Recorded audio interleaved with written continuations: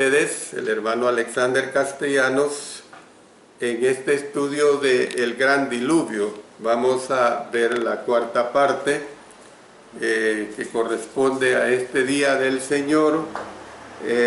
Hemos visto en la primera lección la maldad del hombre y el juicio de Dios, que hemos basado en los versos 5 al 7 del capítulo 6. Y hemos comenzado a ver el justo Noé en contraste con un mundo corrupto que estamos estudiando desde los versos 8 al 12 de Génesis capítulo 6. Vamos a ver ahora, continuar mejor dicho, con el versículo 9.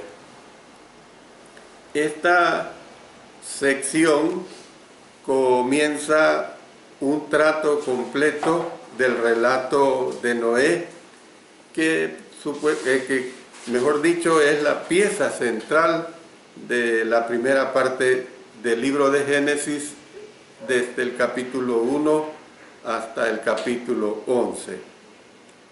El término hebreo Toledo, que al final se escribe con TH, como hemos visto en Génesis 2:4, quiere decir generaciones, orígenes o la historia de. Sin embargo, hay una versión, emplea aquí dos términos para expresar el significado de Toledo, que es registros y generaciones.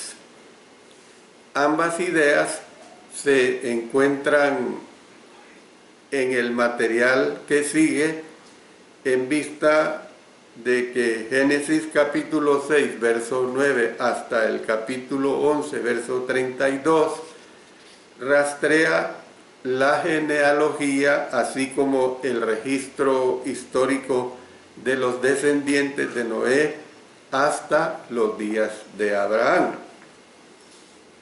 En este contexto, Noé sobresale por encima de la maldad de sus contemporáneos como un varón justo. Decir que era justo, de acuerdo con Amós, quiere decir que trataba a las personas con justicia. Y el profeta utilizó los términos como sinónimos. Noten lo que vemos en Amós 5:24. Pero corra el juicio como las aguas y la justicia como impetuoso arroyo. Lo anterior fue expresado como una acusación contra los que estaban abusando, oprimiendo y aprovechándose de los pobres. Vamos a leer aquí mismo en Amós capítulo 5, leamos los versos 11 y 12.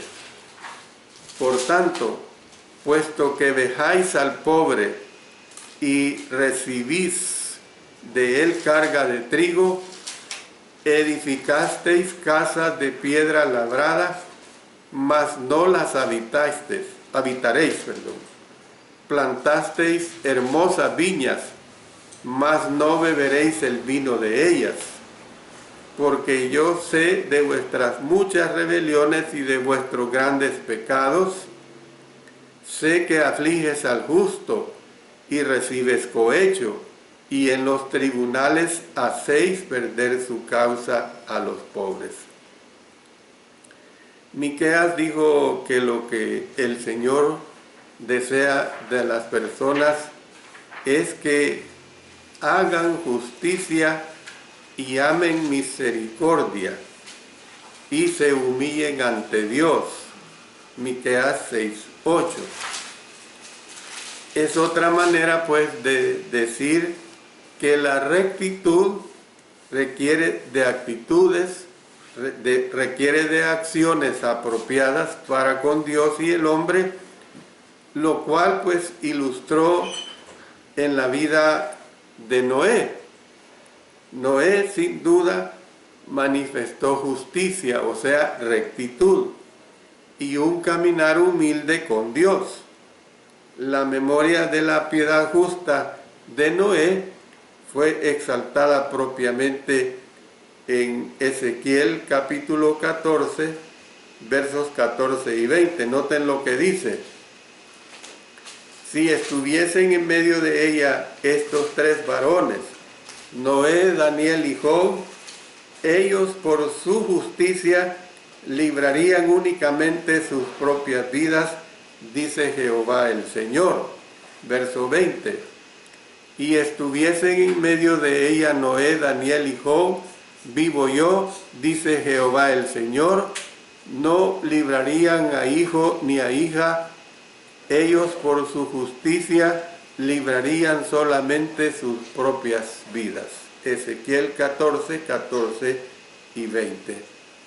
Entonces, decía pues que Noé sin duda manifestó justicia, o sea, rectitud y un caminar humilde con Dios, y que la memoria de la piedad justa de Noé fue exaltada posteriormente, y por eso hemos leído aquí en Ezequiel capítulo 14.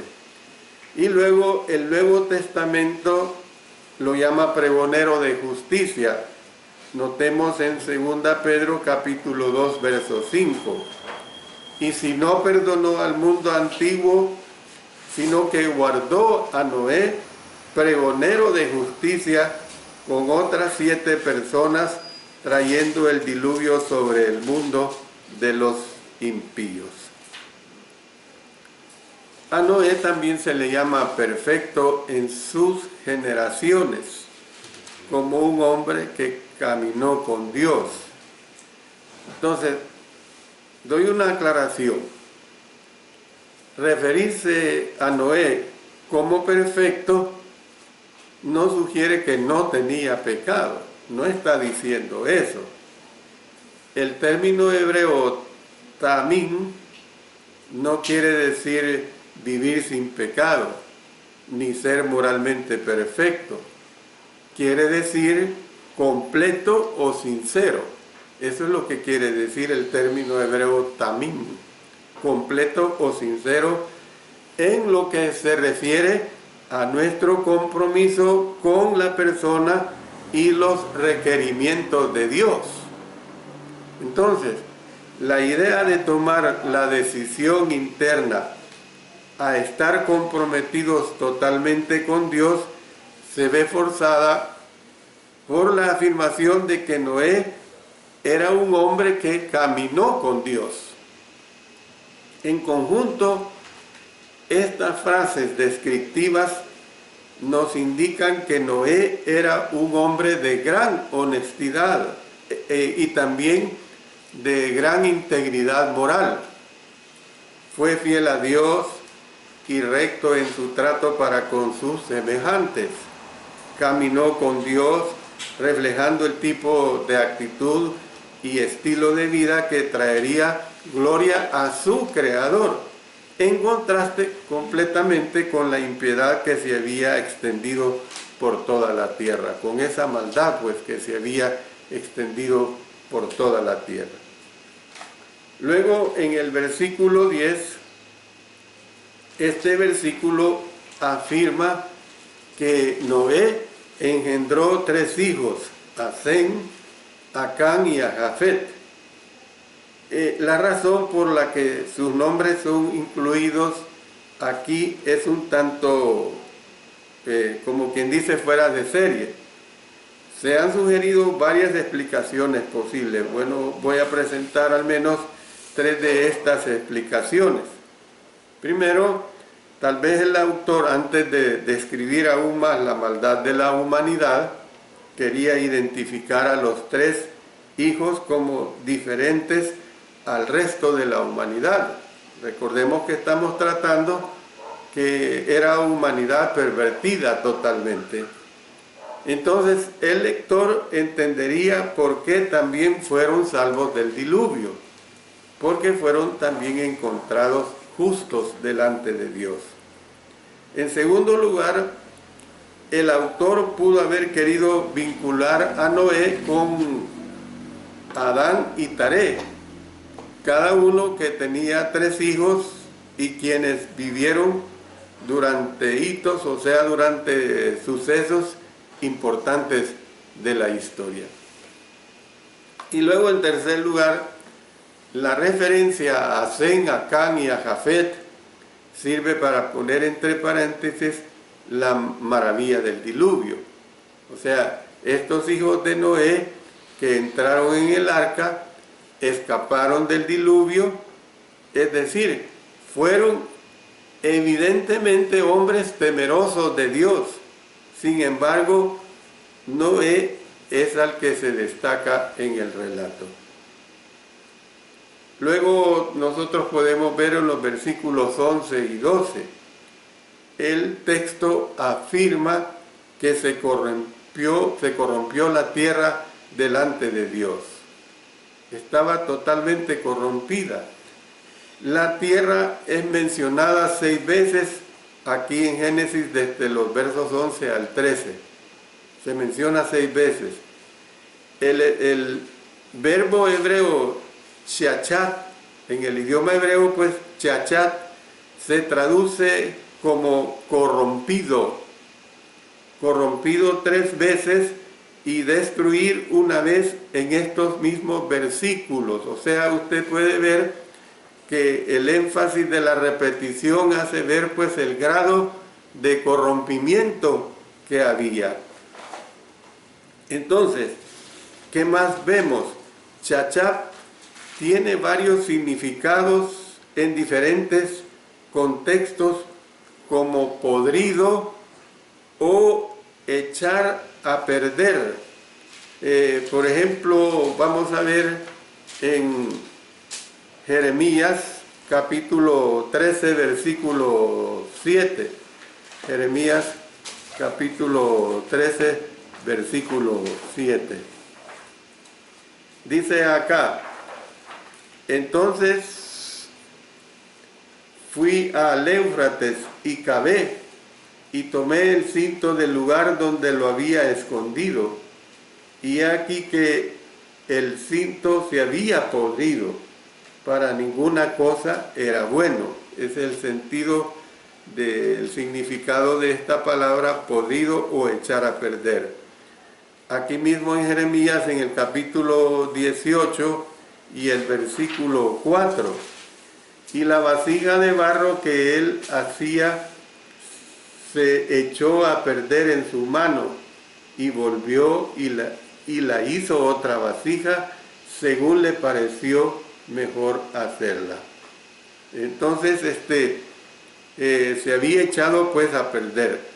Todas las traducciones modernas presentan la decisión de Dios de destruir, o sea, destruir la humanidad junto con la tierra, porque las personas la habían llenado de violencia. Es decir, hay que entender que esta destrucción no fue algo antojadizo, no fue algo porque a Dios le placía actuar así de esta manera, sino precisamente por la violencia. Estaba llena, el pecado era enorme. Entonces, la misma palabra chachap se utiliza para describir la condición de la tierra, o sea, lo que toda carne estaba haciendo y cómo pretendía Dios traer juicio sobre su creación.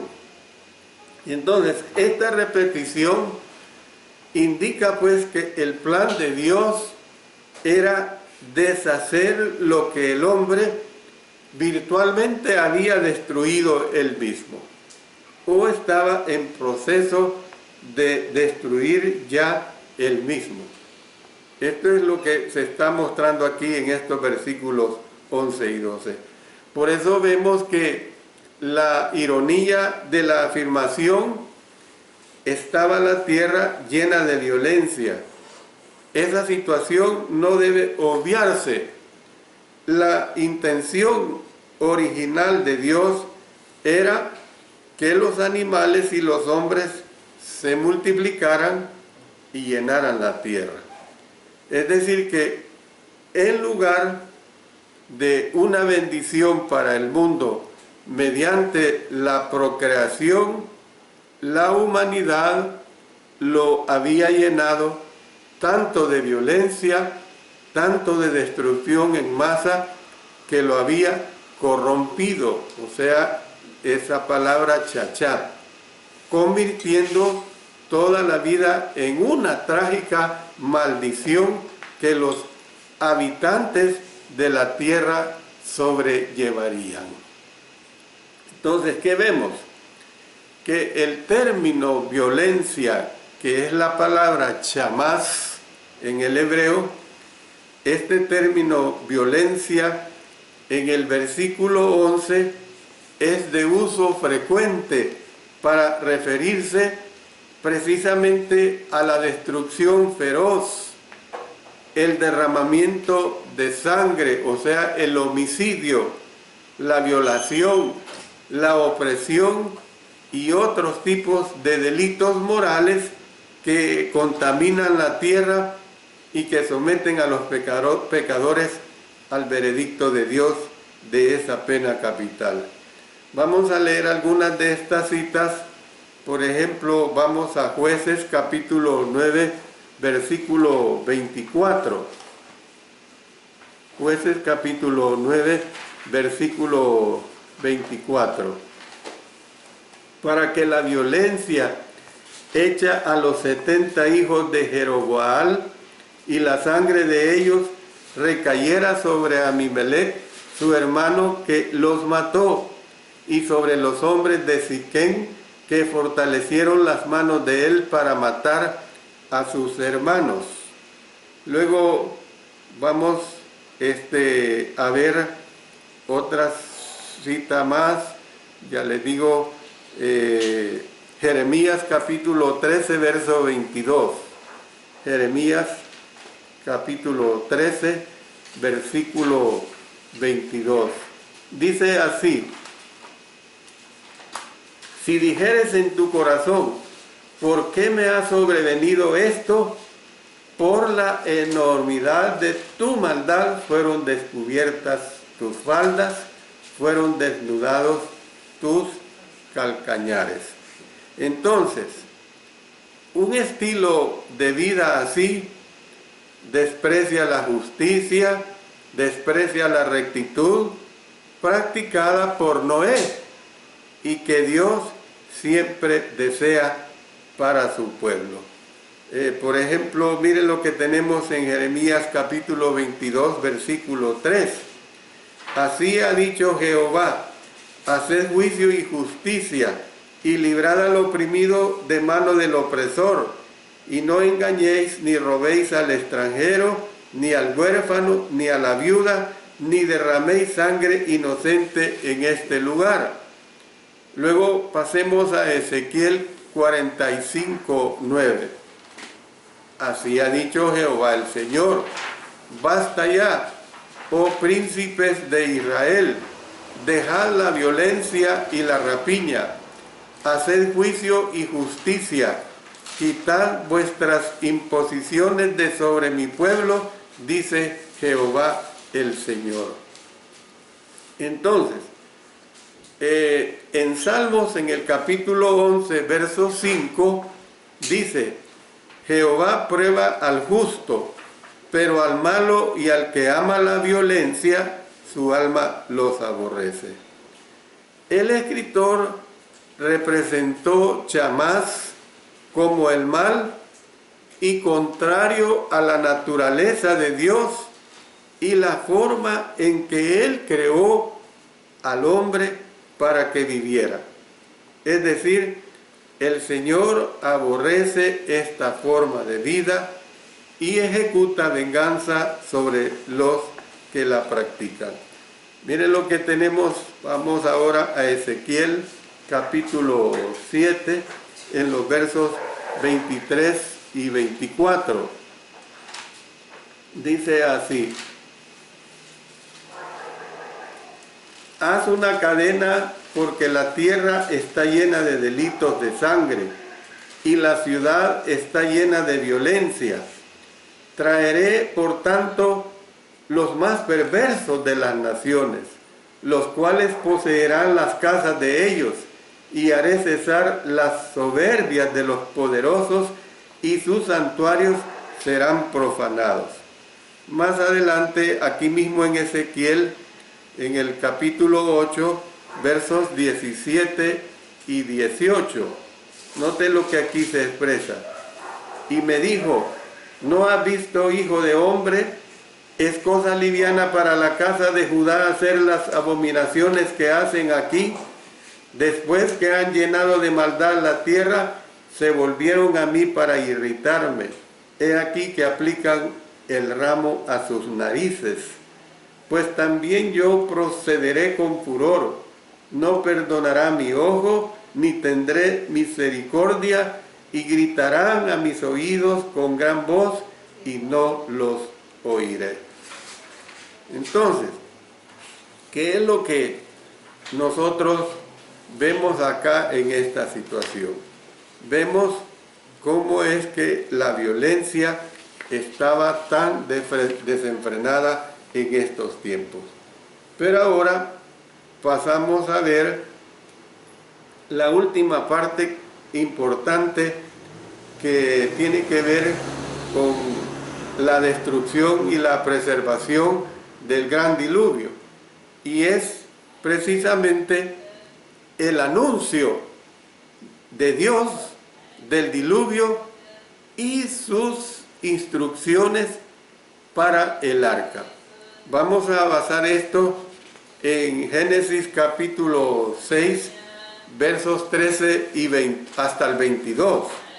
Génesis 6, 13 al 22. Noten lo que aquí se dice. Hay que ponerle mucho cuidado porque es lo que vamos a estar analizando. Dijo pues Dios a Noé: he decidido el fin de todo ser, porque la tierra está llena de violencia a causa de ellos.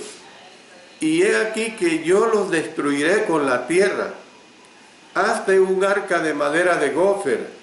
Harás aposentos en el arca y la calefatearás con brea por dentro y por fuera. Y de esta manera la harás: de 300 codos la longitud del arca, de 50 codos su anchura y de 30 codos su altura.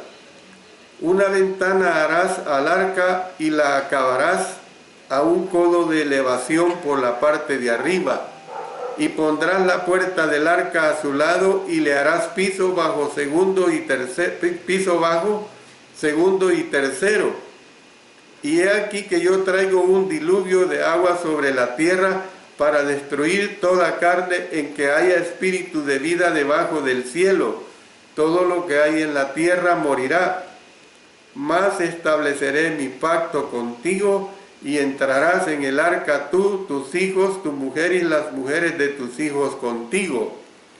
Y de todo lo que vive, de toda carne, 2 de cada especie meterás en el arca, para que tengan vida contigo. Macho y hembra serán. Así ha dicho, macho y hembra serán. Y luego pasamos al verso 20. De las aves según su especie, y de las bestias según su especie, de todo reptil de la tierra según su especie, 2 de cada especie entrarán contigo para que tengan vida.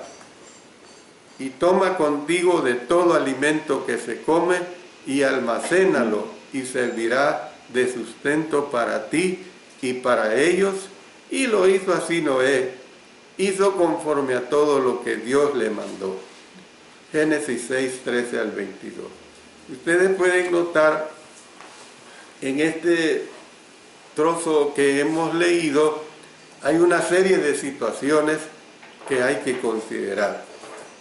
El primero, podemos decir, de 4 discursos divinos dados a Noé en la narrativa del diluvio, está contenido precisamente aquí en Génesis capítulo 13 hasta el verso 21.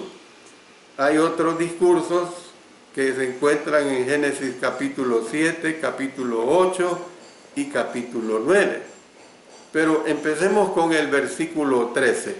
Dice: Dios se dirigió a Noé, recapitulando la situación de violencia en la tierra como la razón moral por la que estaba decidido Dios pues a destruir la maldad, es decir, esa malvada humanidad y todo ser sobre la tierra.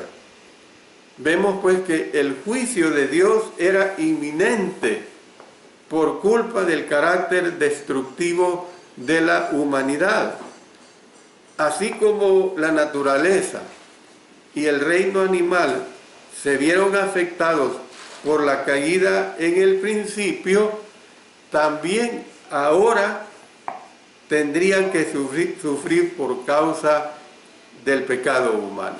Esto era bien eminente. Noten lo que el verso 20 del capítulo 8 dice: porque la creación fue sujetada a vanidad, no por su propia voluntad, sino por causa del que la sujetó en esperanza. Y el verso 21, porque también la creación misma será libertada de la esclavitud de corrupción a la libertad gloriosa de los hijos de Dios. Bueno, en el versículo 14, Dios siguió su anuncio de juicio con un plan para rescatar a un grupo selecto de personas de esa devastación venidera, de esa devastación que se vendría. Noé recibió instrucciones de construir un tipo especial de buque en el que estas personas se habían de subir a salvo del diluvio de aguas que vendrían sobre la tierra. Nuestra versión que usamos, la Reina Valera, traduce el término Tebac, o sea, el origen de la palabra hebrea Tebac es incierto. Podría haberse derivado de un préstamo lingüístico del idioma egipcio que quiere decir cofre, puede decir significar caja, puede significar ataúd o como un arca. Entonces, esta palabra se usa 26 veces en Génesis 6 al 9, los capítulos 6, 7, 8 y 9, para referirse a ese enorme barco donde Noé y su familia, así como los animales, vivieron durante más de un año, mientras las aguas destructivas estuvieron sobre la tierra. En Éxodo capítulo 2, versos 3 y 5, aparece otro uso de este término en referencia a la pequeña embarcación en la que Moisés fue colocado por su madre, a flote en esta arca entre los juncos del río Nilo. Ya sabemos que Moisés escapó del decreto de muerte del faraón dirigido a todos los bebés hebreos, varones, al nacer. Entonces, el arca que Noé construyó había de estar hecha de madera de gófer. Gófer es en el hebreo, con P, no con F, gófer, lo cual es una traducción, no es una traducción, sino que es una transliteración de la palabra hebrea. Y es el único lugar en el Antiguo Testamento donde se encuentra este término. Puede que se relacione con la palabra griega cuparizos, con K al principio y con doble S, cuparizos, que quiere decir ciprés, por la isla de Chipre. Este tipo resinoso de madera es resistente al agua, por lo que se utilizó en el antiguo cercano oriente para la construcción en general, hacer buques, hacer ataúdes, hacer muebles, hacer instrumentos musicales y otros muchos más artículos. Habría sido una madera muy duradera para la construcción del arca. El arca debía de dividirse en aposentos. La palabra aposentos es la palabra quinín, o sea, compartimientos. En cualquier otro lugar en el Antiguo Testamento donde se usa este término, se refiere a los nidos de aves o los hogares que establecen para sus polluelos. Por lo tanto, la palabra quinín debe entenderse como habitaciones o compartimientos para la familia de Noé y los animales. Sin embargo, podría querer decir más literalmente los nidos para las aves que habían de ser llevadas en el arca. Entonces, el arca en sí había de ser sellada y hecha a prueba de agua con brea, o sea, copper o asfalto. Y es evidente un juego de palabras en este versículo entre copper y copper. La primera se refería al tipo de madera que había de utilizar, mientras que la segunda identificaba la sustancia que se aplicó para sellarla. Yo en esto puedo entender bastante de ello. ¿Por qué lo digo?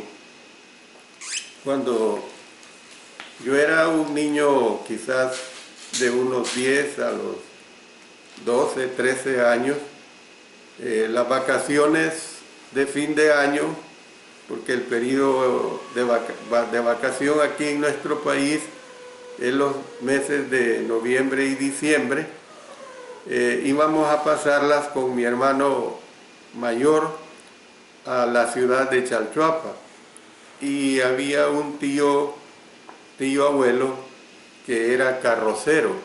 Carrocero era el que hacía carretas que los bueyes tiraban, y hacía también toneles para almacenar agua, y nosotros interveníamos en ese proceso como ayudantes. Lo que les quiero decir, que esos toneles, una vez estaban formados, se cubrían con alquitrán.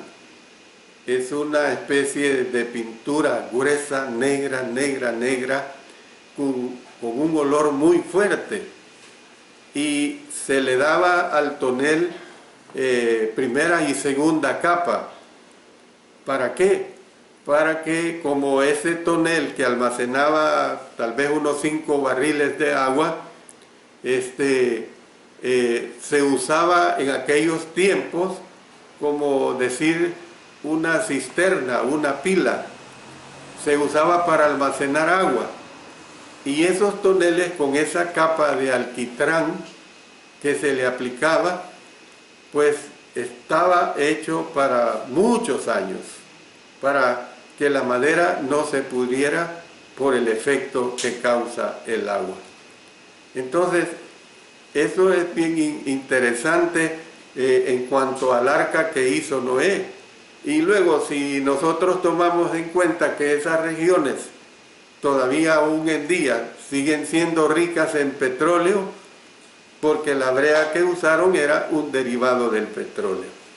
Entonces podemos entender esta situación. Pasemos al versículo 15.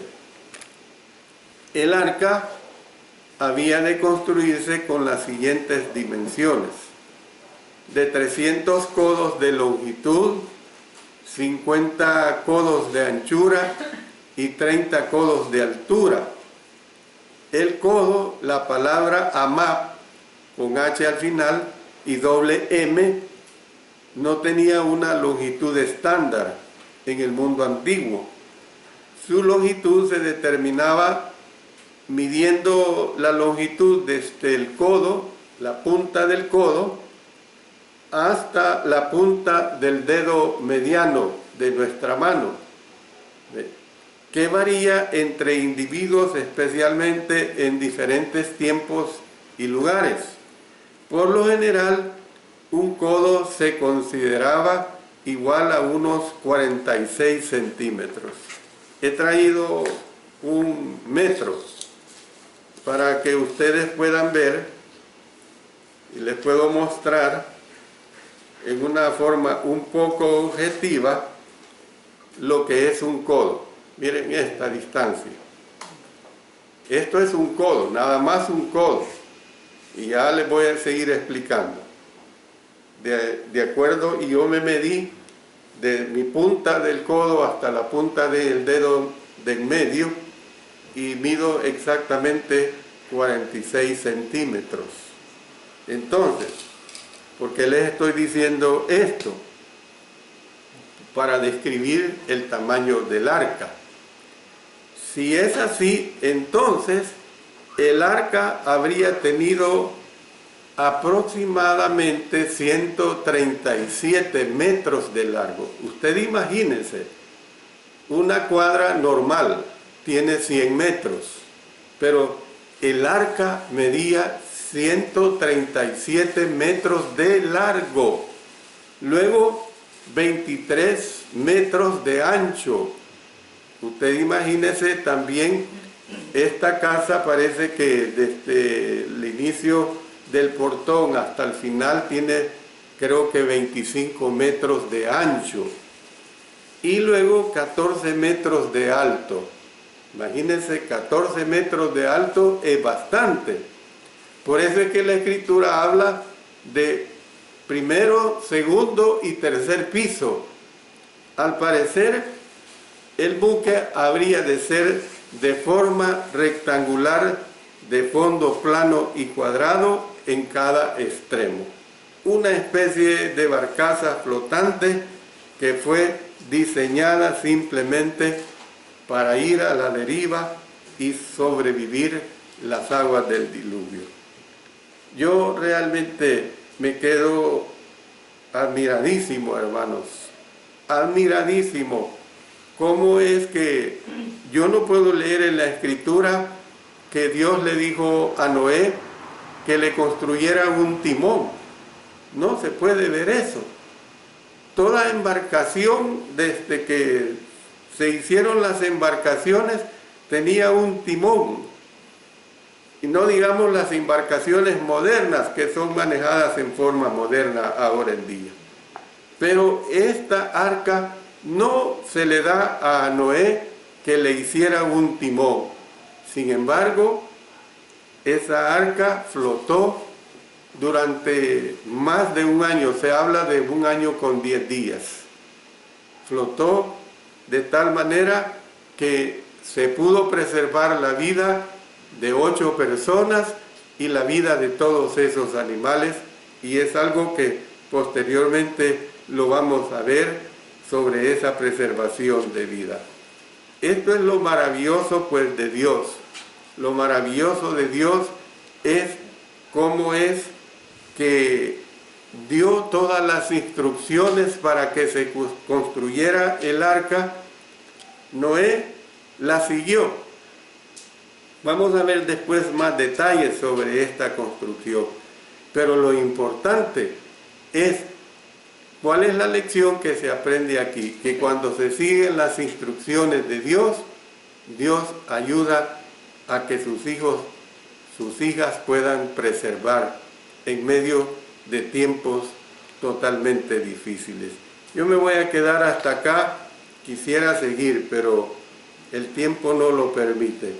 Con la ayuda del Señor, el próximo día del Señor, el día 13 de diciembre, o no, 14 sería, no, es 13 de diciembre, vamos a seguir estudiando sobre esta etapa del gran diluvio, que para mí es verdaderamente muy interesante el tomar en cuenta todas estas cuestiones que son muy interesantes en relación a la obediencia que tenemos que tener ante nuestro Dios. Que Dios bendiga su bendita palabra, que Dios nos ayude a comprender todos estos detalles, hermanos y hermanas, para que comprendiendo estos detalles, nosotros veamos la gran obra de nuestro Dios y cómo es que Él está siempre al tanto, cómo es que Él siempre está pendiente de que el ser humano, si hace su voluntad, Él va a dar su protección. Oremos. Padre Celestial, damos-te las gracias porque de una u otra manera tú nos enseñas las grandes lecciones de vida, las lecciones que aprendemos de este diluvio son verdaderamente grandiosas. No que nos gocemos de lo que pasó en cuanto a destrucción, pues eso no es, tú como Dios eterno lo decidiste y limpiaste la tierra de la maldad que había. Señor Dios Todopoderoso, ayúdanos a que nosotros en estos tiempos actuales contribuyamos a la limpieza de este mundo. Como iglesia lo hagamos, como iglesia que no dejemos de predicar tu divina palabra. Gracias por ello, Señor. En el nombre de nuestro Señor Jesucristo. Amén. Amén.